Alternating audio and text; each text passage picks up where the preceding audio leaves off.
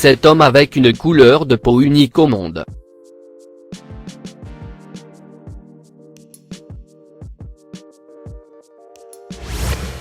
Numéro 7.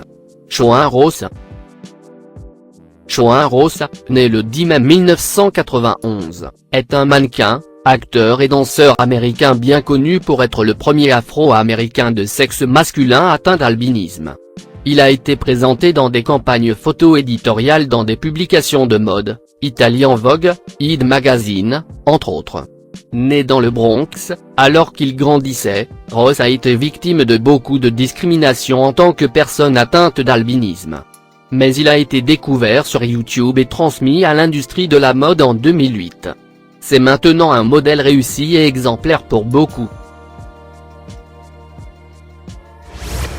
Numéro 6. Darius Vernon. Avec ses muscles ondulants et son physique classique, ce modèle masculin ne devrait avoir aucune difficulté à trouver une date. Mais timide, Darius Vernon a passé les 14 dernières années à éviter le sexe opposé, après une affection cutanée chronique qui a laissé son estime de soi en ruine. Darius souffre du vitiligo, une maladie qui provoque la perte de pigmentation de la peau, créant des plaques blanches sur le corps. Darius a passé des années à essayer de cacher son état, mais après avoir été observé par des dépisteurs modélistes sur Instagram, l'homme de 30 ans espère montrer que la diversité est belle. Numéro 5. Sir Major. Sir Major, né le 28 mai 1988, est acteur professionnel américain et modèle avec l'albinisme, est connu pour jouer un rôle récurrent dans la saison 3 d'American Horror Story, Coven en tant que garde des albinos. Il a toujours eu une passion pour le divertissement, possède un don particulier pour ça et la capacité d'influencer les autres. Il a débuté en tant que personnalité de radio et représentant de label, puis il a décidé de se lancer également dans l'industrie du théâtre et de la modélisation. Connu pour son originalité, Major souhaite utiliser sa plateforme pour créer une prise de conscience positive de l'albinisme, sujet qui suscite peu d'intérêt. Numéro 4. Papy Loveday. Papy Loveday est un mannequin, animateur de télévision et entrepreneur sénégalais. Loveday a été découvert par un photographe sportif lors de sa préparation à la Coupe du monde d'athlétisme. Sa carrière internationale dans la mode a débuté en 2003 en tant que visage d'une campagne mondiale pour l'unification des couleurs de Benetton.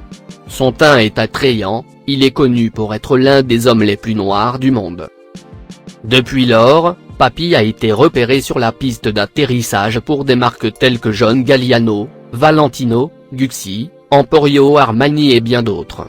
Sans doute son teint devait-il faire.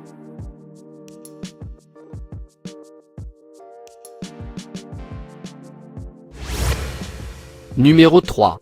Paul Carazon.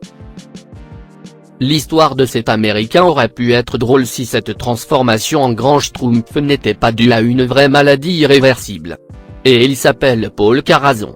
Il a 60 ans et il a la peau bleue. Cela fait 14 ans qu'il change petit à petit de couleur.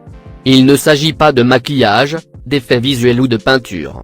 Cet homme a vraiment cette apparence pendant environ 15 ans après avoir mal utilisé un médicament. Bien qu'il s'agisse d'un cas non conventionnel de modification corporelle, c'est reconnaître que c'est assez original. Même si tout s'est fait par accident. Ce médicament a créé une maladie qui l'a laissé lentement avec cet aspect. Numéro 2. Ralph Souffrant. Le modèle haïtien de Brooklyn, dont le brillant caractéristique et son magnifique visage couvert de taches de rousseur, a la vigueur d'un chasseur, qui l'utilise pour promouvoir l'inclusion dans l'industrie. Avec une maladie de peau semblable au vitiligo, le mannequin s'est servi de sa galaxie de taches de rousseur pour se faire une place dans le monde de la mode.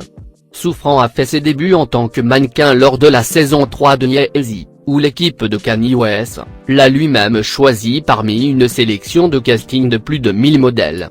Et brisant toujours les frontières, il a aidé Beyoncé à lancer la dernière collection Ivy Park.